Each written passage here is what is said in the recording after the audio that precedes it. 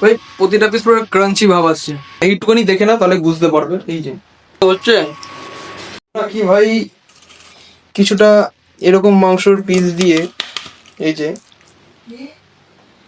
এরকম মাংসর পিস দিয়ে পকোড়া দেখতে চাও, পকোড়া বানানো, তাহলে ভাই আমি বানাবো, তোমরা সেটা দেখবে, দেখে বলবে কেমন লাগছে।